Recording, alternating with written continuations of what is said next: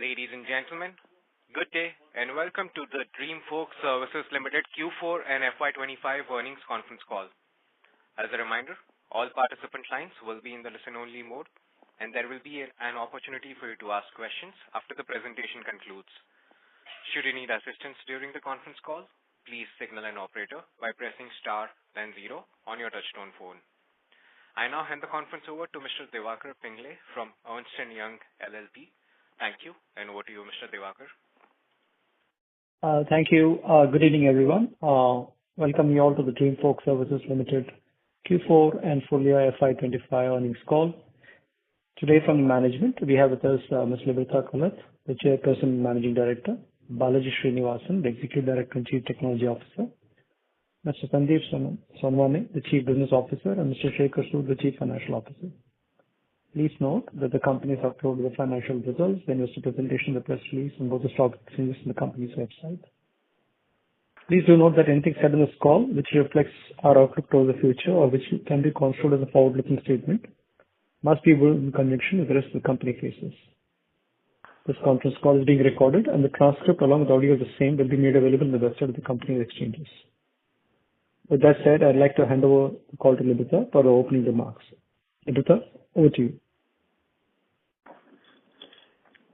Good evening, everyone, and thank you for joining us today for the Dreamfolks Services Limited Q4 and FY25 earnings call. We truly appreciate your time and continued interest in our company. Earlier today, we announced our financial results for the quarter and the year ended 31st March 2025. The detailed financials, investor presentation, and press release have been made available on the stock exchange as well as on our website. We hope you have had the opportunity to review them. Before I begin, I would like to take the pleasure to introduce you to our new CFO, Shekhar Sood. Shekhar brings in 2 decades of global financial leadership experience across listed entities, multinationals, and high-growth companies. He has a stellar track record in strategic planning, IPOs, M&As, ESG, investor relations, and building financial resilience. You will get an opportunity to interact more with him over the coming period. FY25 was a year of consolidation of Dreamfolks as we saw some structural changes in the industry we operate in, both from a revenue and cost perspective.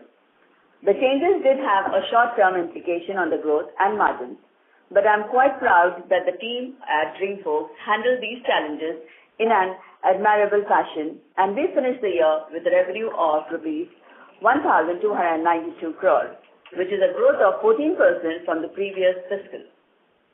Notable, this growth outpassed that of our 2 main revenue drivers, domestic air passenger traffic and the number of credit cards issued, both of which experienced growth rates between 7.5% and 8% in FY25. For some of you who are checking in to our story, it is important to mention that during this fiscal, a large number of banks migrated to a spend-based model on their credit cards to avail the lounge services as opposed to a blanket usage. This had a short-term impact, but our volumes since have been quite steady. This has been possible due to our diversification strategy of adding services other than lounges. A focused approach to adding clients other than banking clients and also welcoming clients who were with competition earlier. During the year, more than 10 of our banking clients implemented the spend-based model using our technology platform. Our superior technology platform is the reason for Dreamfolks' preeminent position in the industry. Our long-term vision is to be considered as a dominant player not only in the traditional travel services, but also to establish ourselves as the leading lifestyle services aggregator in the country. And I will talk about it little later in my remarks. The ongoing adjustments by the bank to raise the minimum spend threshold on cards and modify their programs to focus on spend-based usage has resulted in gross margins to 11.6% in FY25. We ensured we remained within our previous communicated guidance of 11 to 13%. We believe that with the addition of newer services with better margin profile, this could see an uptick over the medium term. Barring any new macro issues. We do not have a fair sense of visibility for the lounge services as well as our plans for the new services, which form an important part in our new strategy for the next 5 years. The certain headwinds experienced during the past year made us pause and reflect on the strategy for the company, and I am pleased to state that we have a clear vision for next 5 years. The plan envisages consolidating the existing lounge services while exponentially adding other new services, which currently form 7% of our revenue. Our aspiration is to scale this contribution up to a third of the revenues in the next 5 years through a slew of new and differentiated offerings. With this strategy in mind, our aspiration is to grow the revenue to more than double in next 5 years, with profitability margin also seeing a substantial increase. How do we intend to do this? Key element of the strategy is by continuing our focus and prioritizing diversification across high potential services in India Airport Lounge and adding enterprise clients. Enterprise clients would be a key addition to our growth strategy, along with 2 other growth drivers: access to members only club and exploiting pay and use model across loyalty platforms and other credit and debit cards. You would know that we have already taken the first step in line with this strategy by adding major services such as golf games and lessons and railway lounges as well as meet and greet services. Throughout the year, we have added marquee enterprise clients belonging to different industries like Make My Trip, Amazon, and others. During the year, as part of our strategic planning, we have also expanded our skilled employee base who have helped us in onboarding 30+ new clients and 6 new services. Our objective is not only to drive growth, but also to enhance resilience by expanding our operational footprint and aligning more closely with the evolving expectation of the customer. All this is well supported by strong industry tailwinds. India's travel industry is likely to grow at 12 to 15% annually for the next 5 years, with domestic travel increasing at 12 to 13% and international travel at an accelerated rate of 18 to 20%. Due to the rising short-haul destinations. Also, visa applications in India rose by 11% in 2024, according to BSS Global. Once seen as a luxury travel is now recognized as a key part of personal well-being and a way to enjoy unique experiences. At the same time, the travel industry is expanding due to increased domestic traffic, better domestic connectivity, and rising premium travel drives the greater demand for airport services. Credit card spending has also hit record high, with India witnessing robust growth in credit card spending during FY-25, with total spend growing by 15% to reach an all-time high of rupees 21.16 lakh crore, according to RBI. The growth of credit card and travel industries is set to benefit Dreamfolks. With rising card usage, especially among premium travelers, banks are adding more airport perks, boosting demand for Dreamfolks services. In conclusion, I would like to emphasize our commitment to diversifying our business model in order to establish our services as a leading aggregator of travel and lifestyle services. We are now at a point where I see good stability coming through, and there are several factors which gives me the confidence in our ability to achieve promising and sustainable growth in the medium term. By leveraging our robust technological structure and esteemed client base, we will strive to fortify our leading position in airport and lifestyle services. With this, I would like to invite Sandeep to give us an update. Thank you, Ligoda. As we look forward with intent and clarity, I am pleased to share how Dreamfolks is progressing on its journey of transformation, expanding our global footprint, strengthening our client ecosystem, and driving diversification with agility and purpose. Our diversification strategy continues to take shape. A notable initiative this year was introduction of coffee at malls as a service at almost 83 outlets like Costa Coffee, Tim Hortons, Barista, and others. Given its low-ticket nature, this initiative enables partner banks to extend meaningful lifestyle benefits to customers who may not meet the spend threshold required for lounge access. This not only creates a cost-effective alternative for banks while retaining customer satisfaction, but also increase their spends. Further, As these coffee outlets are widely spread across Tier 2 and Tier 3 cities, this move significantly increases Dreamfolks' presence in these geographies, which positions us very well for our sustainable growth, with new client segment contributing to an expanding and diverse portfolio. Client acquisition remains a key focus area for us. This quarter, we successfully onboarded 3 marquee enterprise clients, reinforcing our strategic partnership approach. Notably, these enterprise clients are offering a wide variety of premium services to their customers. Through these partnerships, we are enhancing our B2B and, of course, B2B2C presence, expanding our end-user engagement. On the banking front, we have solidified our alliances with new programs with leading players like IDFC, Yes Bank, RBL Bank, Bandhan Bank, to name few, underscoring the market's confidence in the value we bring to the ecosystem. We also continue to enhance value for our premium customers by providing access to 3,000 plus members-only social club across 150 destinations worldwide. This addition further strengthens Dreamfolks' presence in lifestyle services, unlocking new growth opportunities and expanding our footprint across diverse customer segments. We have also done collaboration with F&B outlets at the airport terminals and highways, which have helped us scale our offerings. We now provide access to 40 domestic golf clubs in India and around 600 globally through our active partnership with top card issuers and aggregators.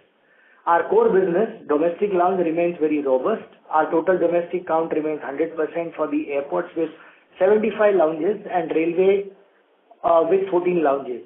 These developments not only extend our physical presence but also enhance the consistency and the quality of traveler experience across platforms. On the international front, we offer access to wide network of almost 800 plus airport lounges, ensuring travelers can enjoy comfort and convenience wherever they go. During this quarter, we have strengthened our partnership with Plaza Premium, resulting in addition of over 100 new lounges and food and beverage outlets in various countries. This expansion not only enhances our global network, but also enriches the travel experience for our users, providing them with more options to relax before their flight. All these efforts and initiatives that we have taken over the course of last year have started bearing fruits. Our services, other than the lounge, India Lounge, now contributes close to 7% as far as FY-25 revenue is concerned. In summary, Dreamfolks is not just growing in its evolving, it's not growing, but it's also evolving. Through a focused, scalable and integrated delivery model, we are laying the groundwork for long-term leadership in the travel and lifestyle space. Over to you, Balaji. Thank you, Sandeep.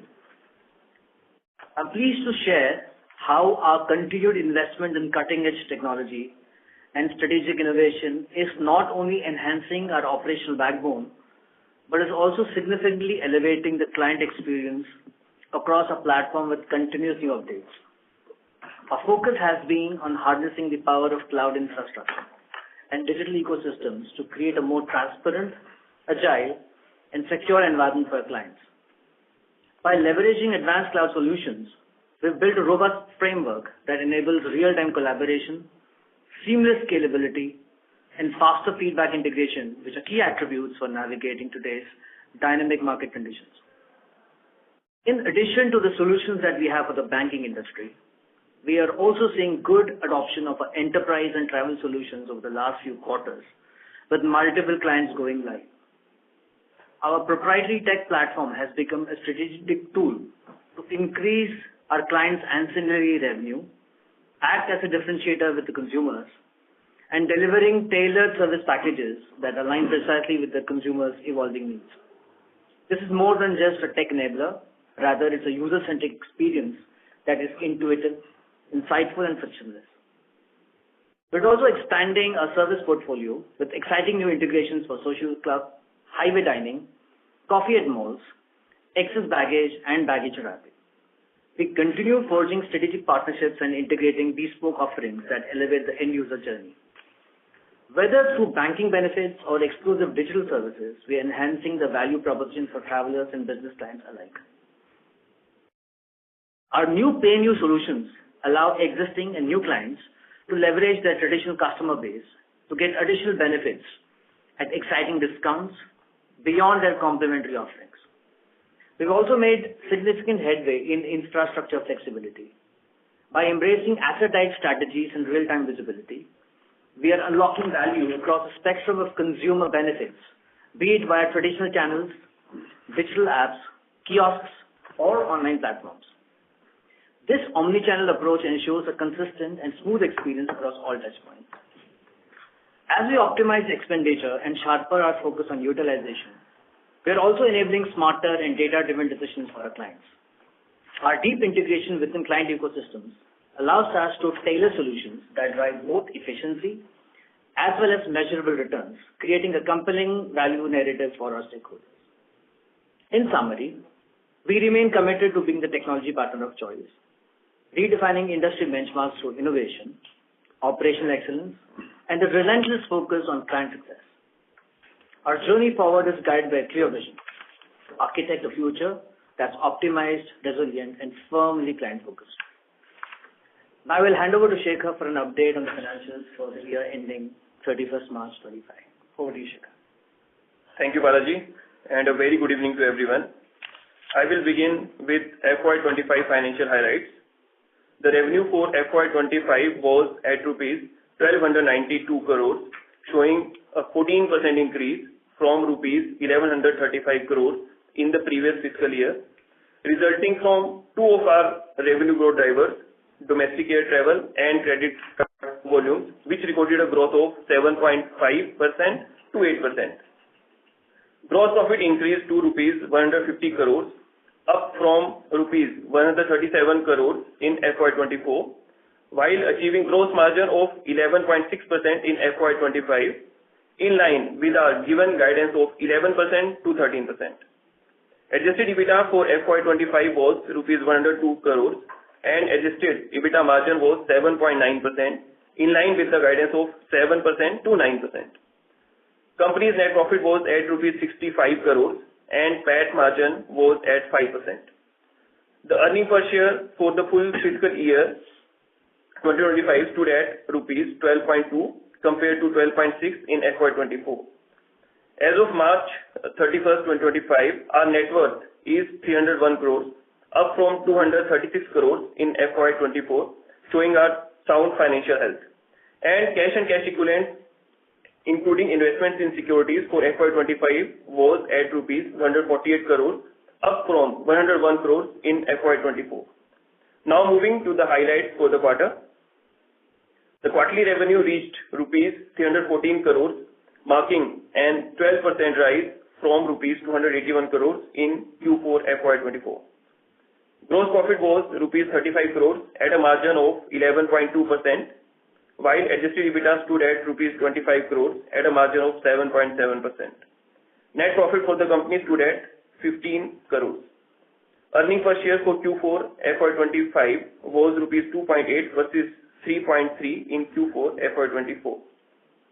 Our strategic decisions in the form of spend-based implementation for clients, manpower expansion are foundational steps.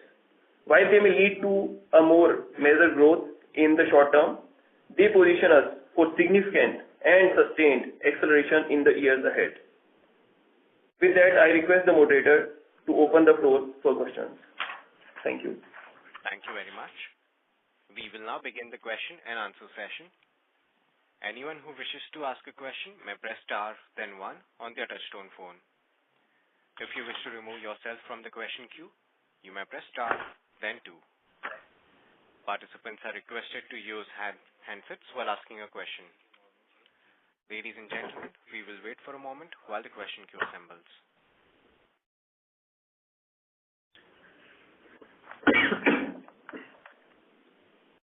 Our first question comes from the line of Harshit Khadka from Robo Capital.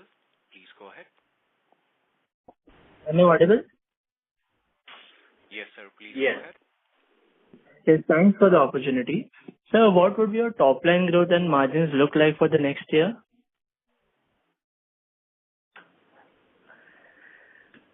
See, I think we we cannot give you in terms of the actual number for the next year, but I think Liberta did mention about the guidance that we have given for the next 5 years, both in terms of, top line. I think she did mention about, growing the top line by 2.5x in the next 5 years.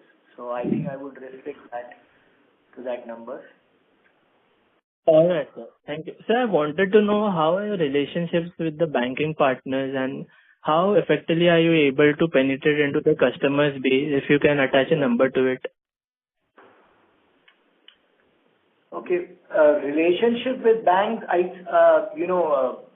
they remain very, very strong.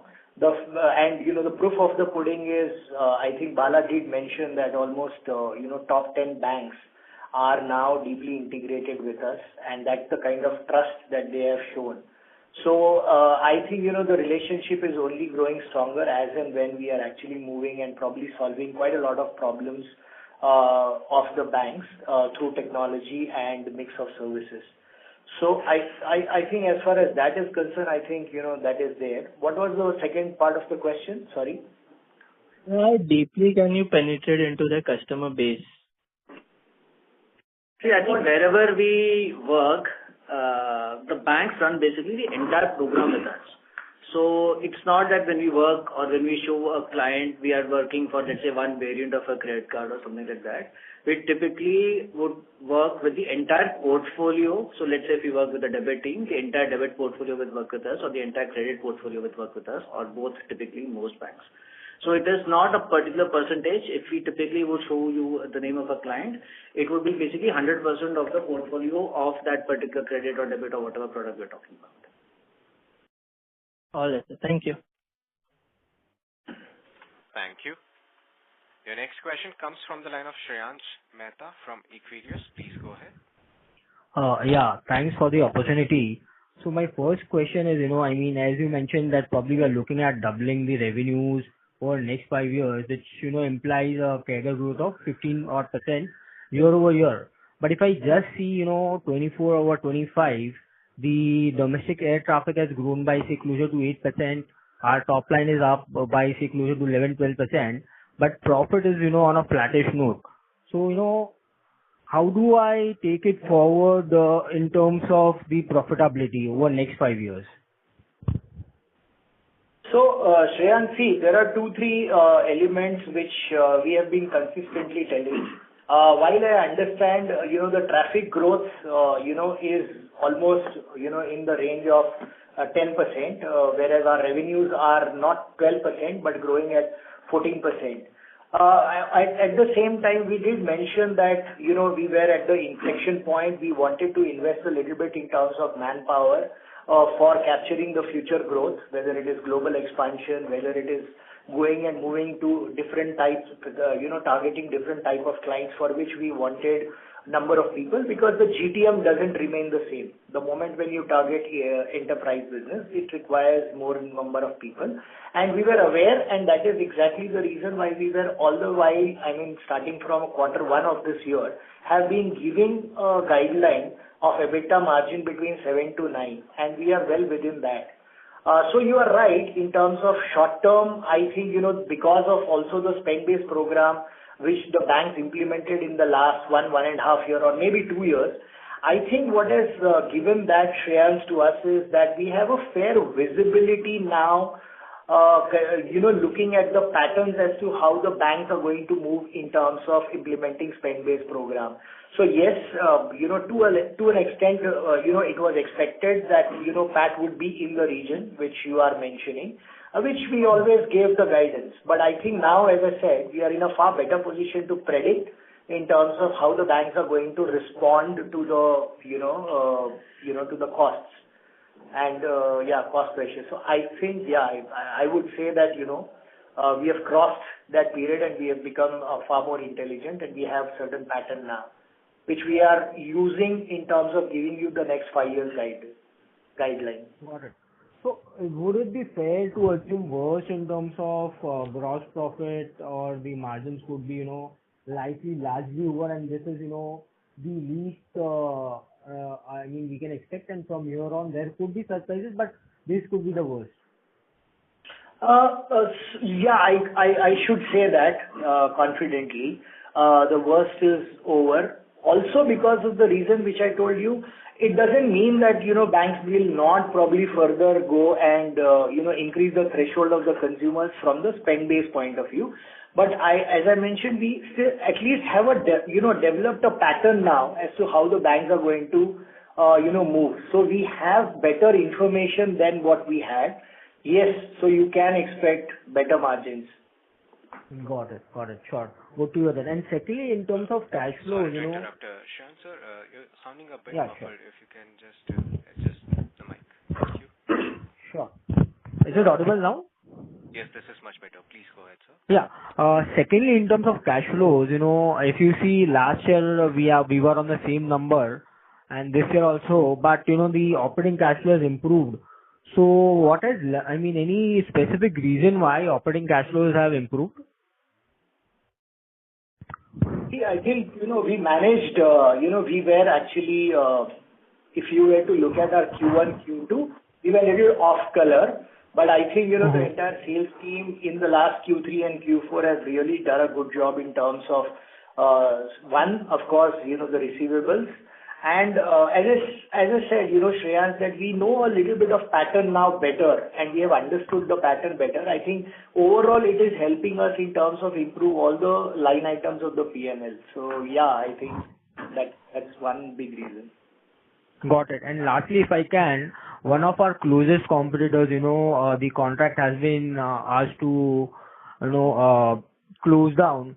So what impact will it have on our part of business, be it domestic or, domestic into international? So Shreyans, that actually is an advantage for Dreamfolks, right? So if the competition has been asked outside. So I would say that yes, it's an opportunity. And also if you have, gone through the presentation, what we have uploaded, there are most of these banks which were with the competition and which have actually now migrated to Dreamfolks. But this was much before, they got the closure letter. Got it. So just for better understanding, will it have an, positive impact? Because, largely domestic, we have the large part of market share. But in international, probably where we have tie-ups with domestic banks, that's the part which, we'll see some improvement. How should one read into it? Sorry. So I think this conversation that we're having is basically for the scope of the domestic transaction. So international is still independent of this. Okay. Got it. Sure. That's it from my side. Thank you and all the best. Thank you.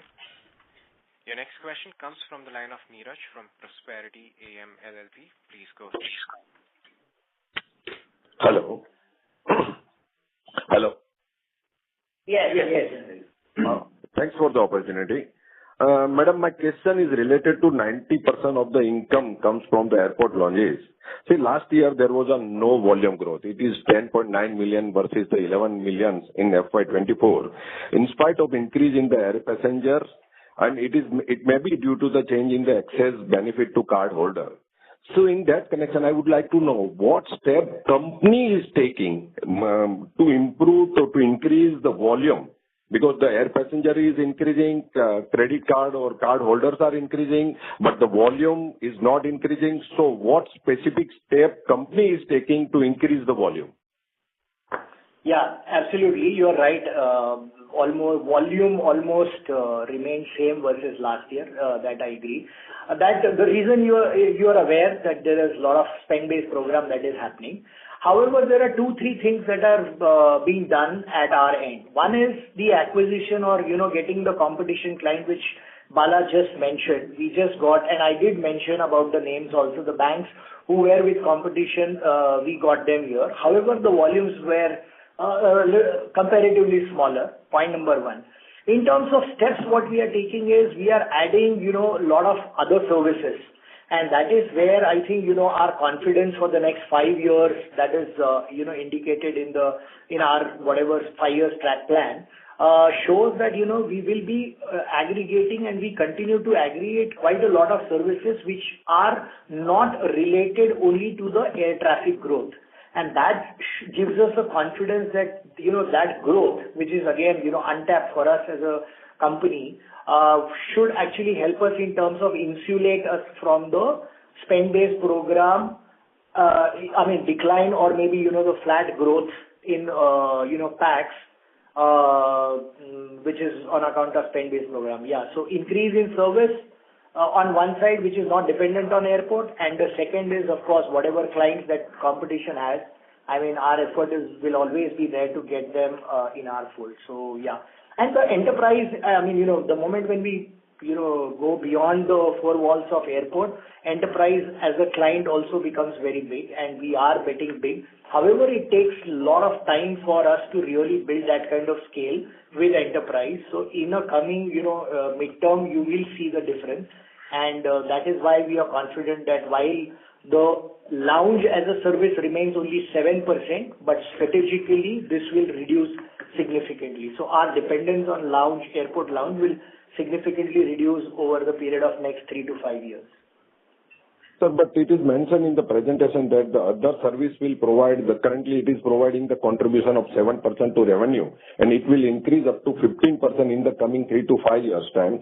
But then also the 85% is the major portion of the revenue which comes from the airport lounges. And in future, further the bank will increase the further spend-based or threshold limit to access. Then we must be we should take our active action to increase or to maintain our volume, current volume. See, last year we succeed to maintain even 10.9 is equivalent to 11 million.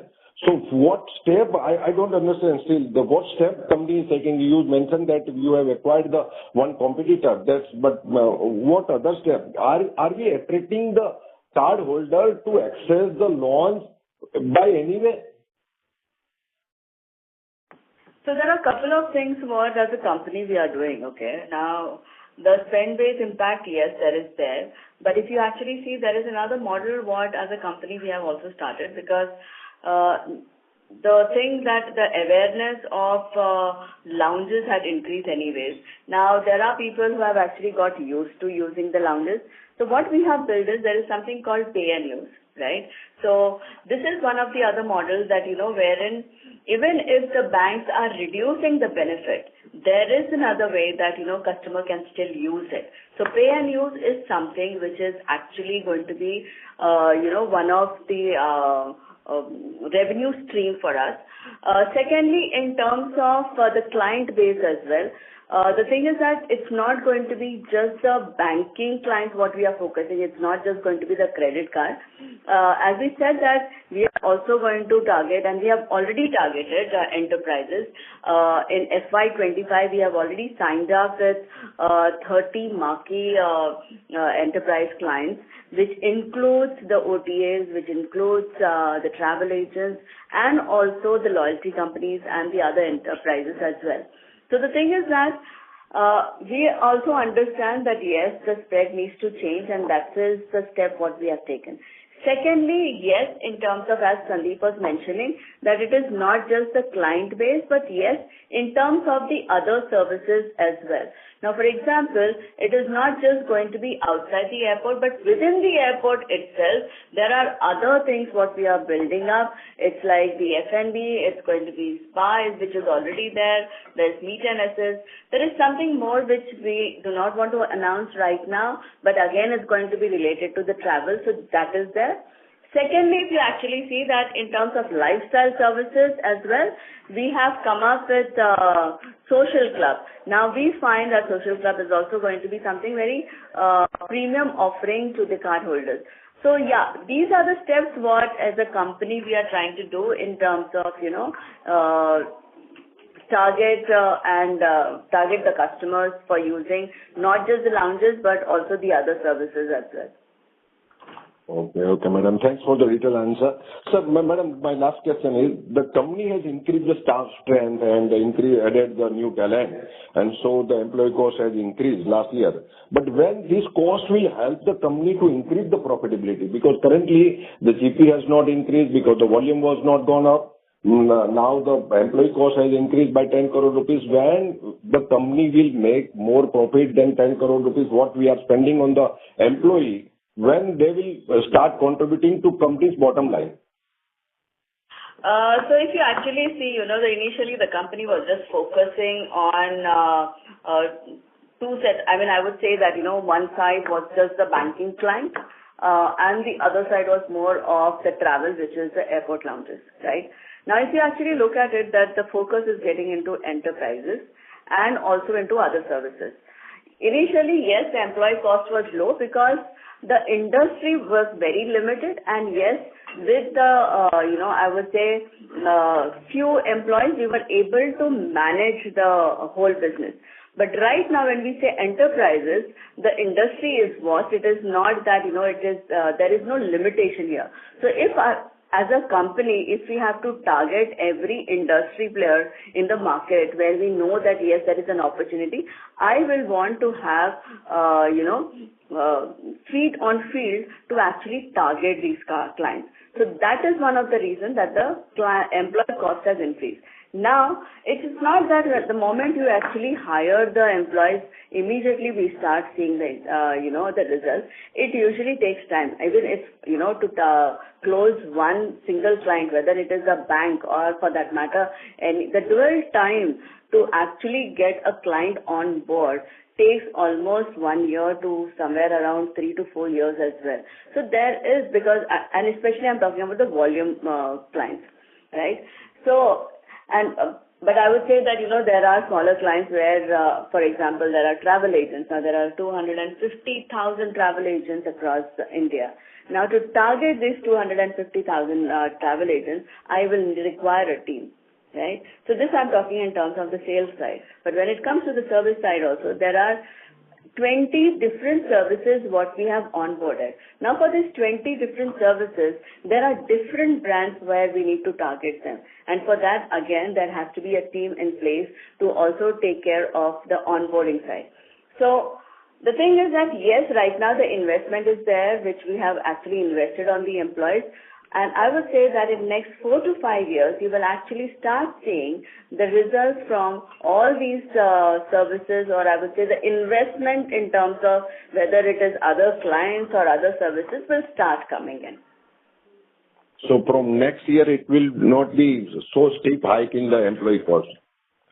I would say that, sorry?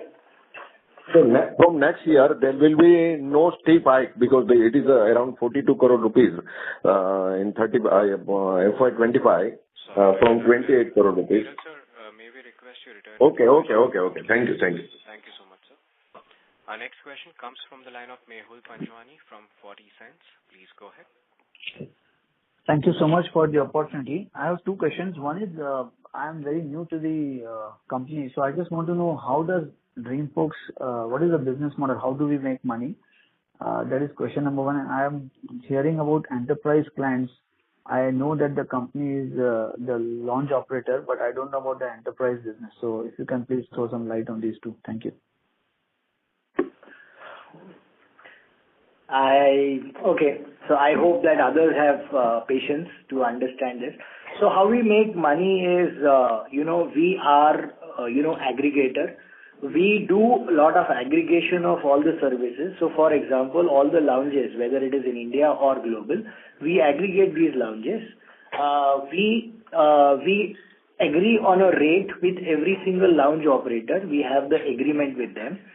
Suppose I agree with an agreement that every single card customer goes into the lounge, I will pay the lounge operator, say maybe 100 rupees.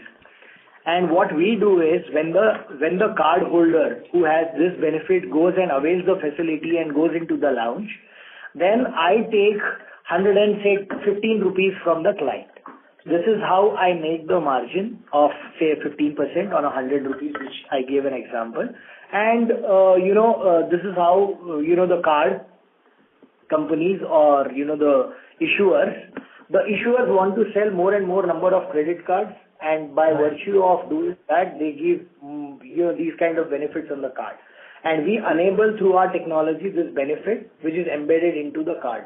So this is our business model, largely.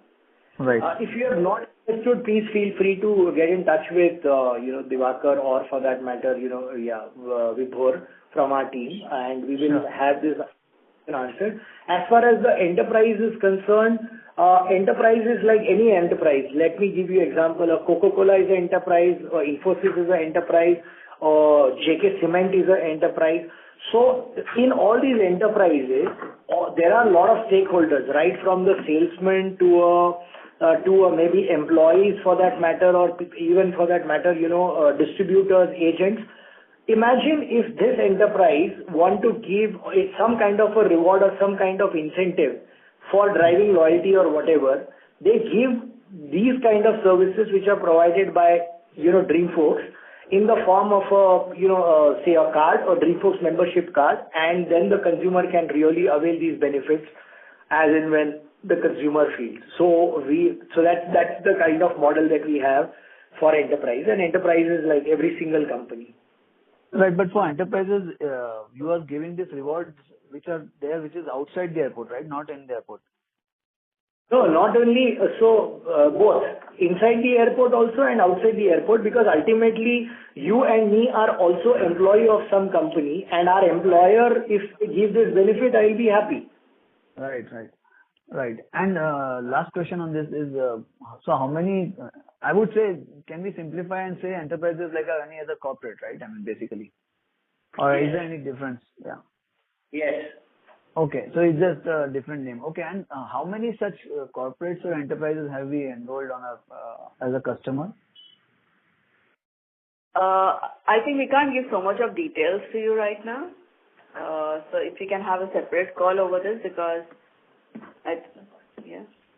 Okay, fine. Thank you so much. Yeah. Thank you. Before we take the next question, a reminder to all the participants, if you wish to register for a question, please press star, then 1. The next question comes from the line of Shrey Gandhi from CR Kothari Stock Broking. Please go ahead. Good evening. Thank you for the opportunity. My question is regarding the pay and use model which you just mentioned. Can you give a brief about that, like how it actually works and how much was it, the contribution in FY-25 in terms of percentage of revenue from this model? I think it's a very good model. See, the idea is that there are customers who tend to get limited benefits, let's say, on any of the products from the bank. So opportunity is that because of spend based or any other reason, because of, let's say, the card variant that the customer has got, they may not get all the benefits that, the customer would ideally like. So the idea really is that using that as an opportunity, giving the ability to the customer to purchase and actually use the benefit is really the pay and use model. So we have done and we are doing more and more integrations with our partners to enable this to happen. So broadly, that's the idea. I think in terms of a forecast specifically for pay and use, I don't think we are sharing any specific number at this time. It is part of the blended forecast which contains other services. Okay, I was asking about the revenue contribution in FY-25 with this model, if you can share that number. No, at this time we are not sharing the segmentation for that. Okay, and how are we raising the awareness in the passengers regarding this model? Because if any customer is having a credit card, he might not be aware of this pay and use model with the lounges. So how are we raising awareness into them? Yeah, so we are working with a client actually. So this is not something that is our initiative solely. This is something that we are working with clients. So each client has their own plan on how best to target their consumer base, and every, you could say, client has taken a variation of an approach. So there is no standard go-to plan that we go. Of course, we go with some maybe suggestions, but it is really our client who decides how best to approach their consumer base for this. So one of the biggest bank, is actually helping us drive this awareness through, relationship managers who are in turn communicating to their, customers.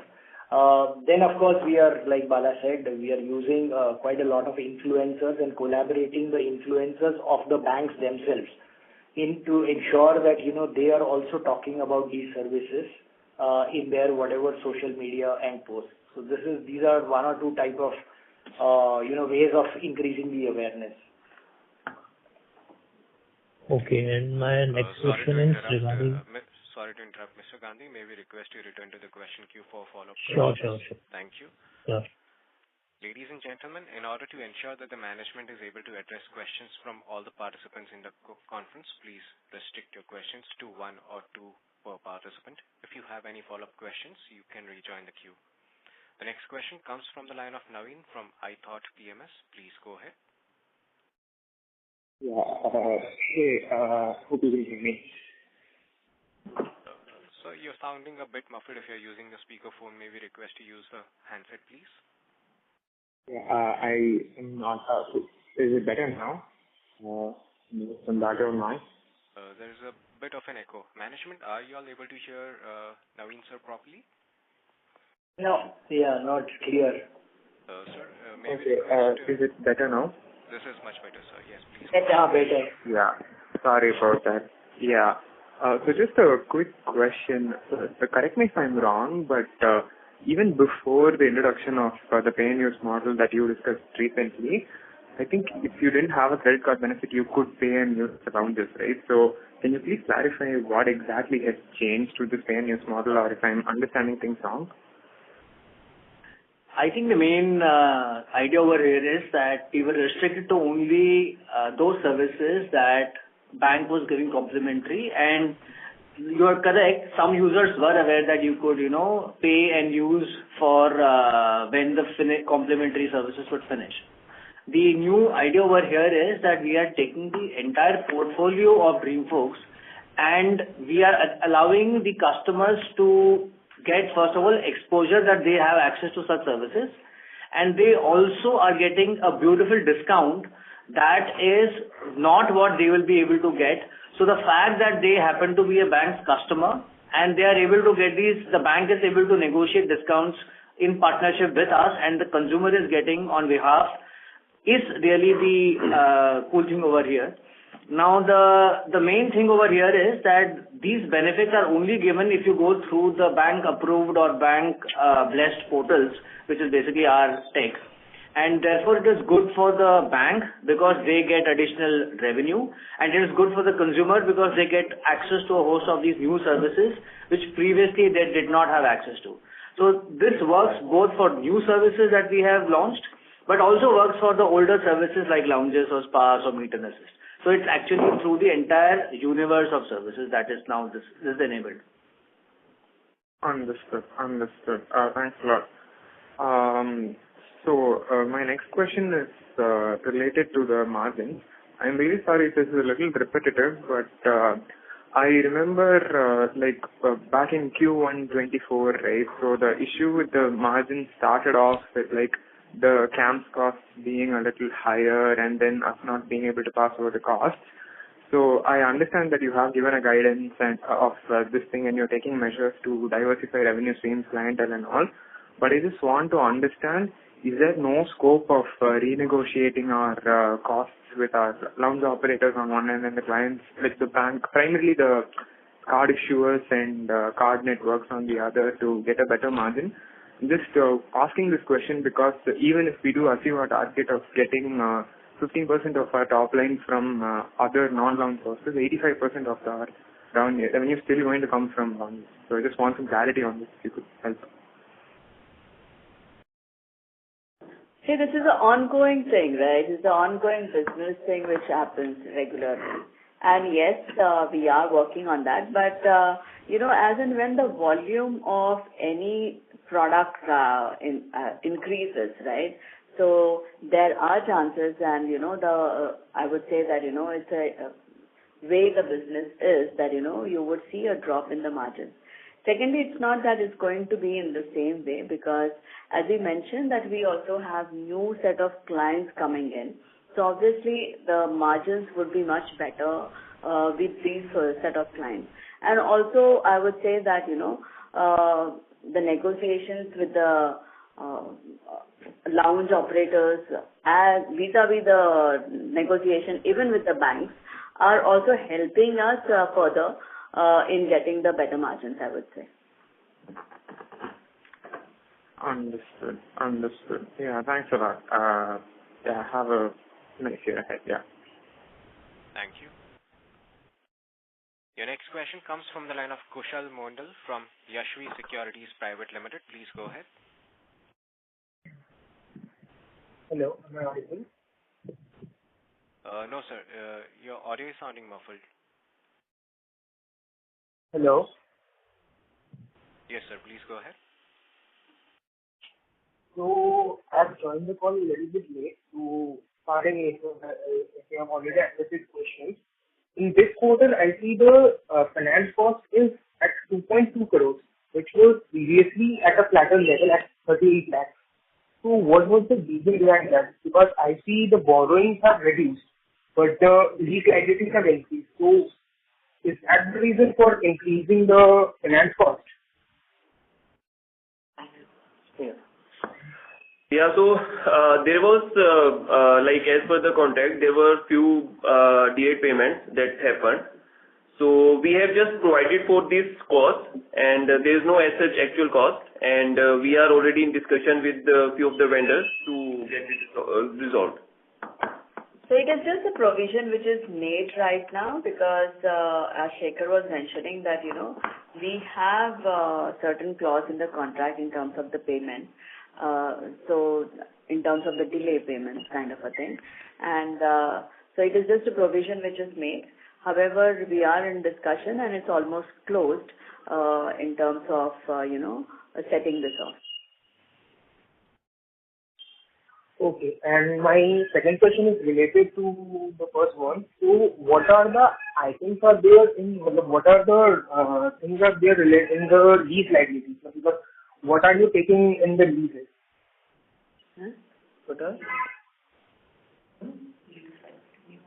Okay. So for the lease liability, we moved our office to a new place. So as you know, as per the accounting treatment, so old lease was discontinued and new lease was accounted for. And you know that when we have this new place shifting, then obviously like you have to recognize the lease liability as well as the leased assets. So that come at a higher value. That's why you see the difference. Okay, sir. Thank you, sir. All the best. Thank you. Your next follow-up question comes from the line of Shreyansh Mehta from Equirius. Please go ahead. Yeah. So, two questions from my side. One, once, our non-lounge business portfolio stabilizes, what sort of margins are we targeting, A? And secondly, our other income too, seems to be on a higher side. So any particular reason for it? Yes, Shreyansh. So, in terms of non-lounge services, they will definitely have higher margins because obviously these are new services, there is novelty attached to it, and we also want to skim it when we actually go to the client and sell this because there is this brings in a lot of differentiation to the client. So yes, it will be higher. I mean, to what extent, it depends on the service. From the current lounge margins, it can be between 2% higher to as high as 10-15% also higher than the current lounge margin. One is that. Second, in terms of second was I think sure. So for the other income, there were few items. One was redemption of the mutual funds. So on that we got profit, and also there was exchange gains that were there. So these resulted in the increase in the other income. Sorry, one is redemption of mutual fund, and second you mentioned is exchange gain. Yeah, correct. Yes. Got it. Sure, that's it from my side. Thank you. Thank you. Our next question comes from the line of Rohan Dedia, an investor. Please go ahead. Yeah, can you hear me? Yes. Yeah. So thank you for this opportunity. I had a few questions on the business model. As I understand, because of our deep integration, we are the only company that enables access to the lounges on credit cards. And because of this, we have the highest volumes in the industry and hence the best rates. So please correct me if my understanding is correct or wrong.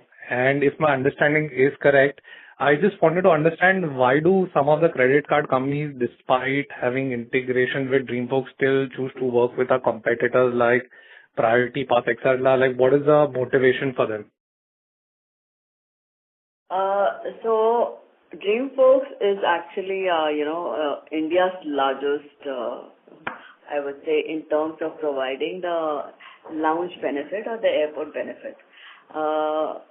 Banks still giving the priority pass or the competition card is primarily for access in for the global lounges, which is lounges outside India market, right?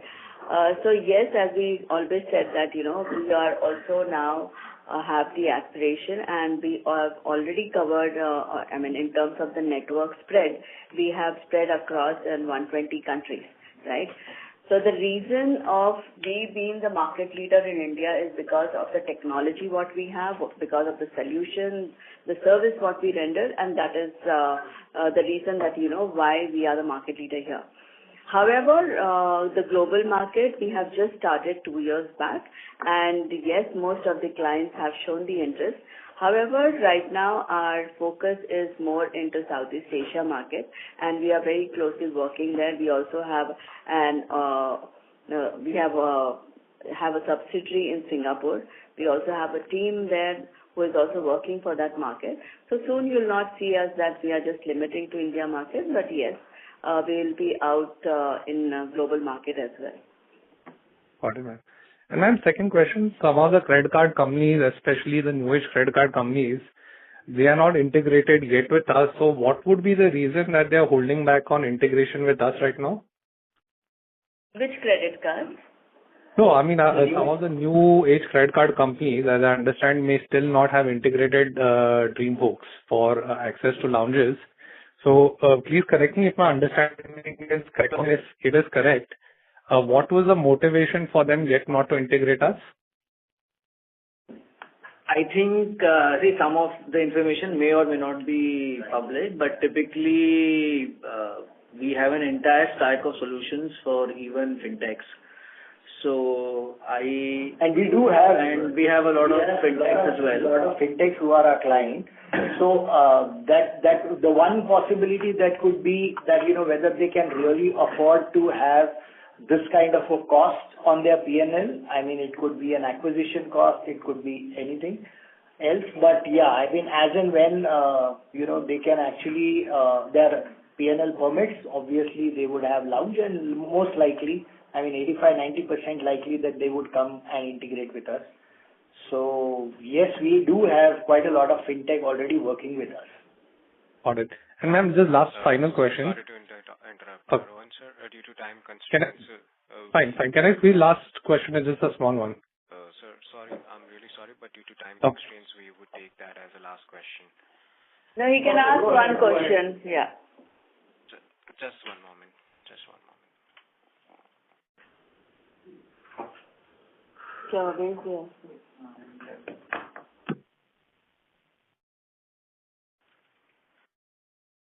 Ma'am, we have dropped the line of the participant from the queue.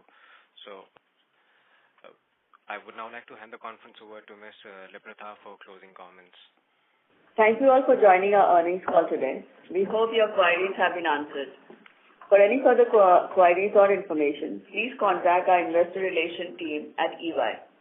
On behalf of the company, I thank you all once again for your time and participation. Do take care of yourself, and goodbye. Thank you. Thank you. On behalf of Dreamfolks Services Limited, that concludes this conference. Thank you for joining us. You may now disconnect your line.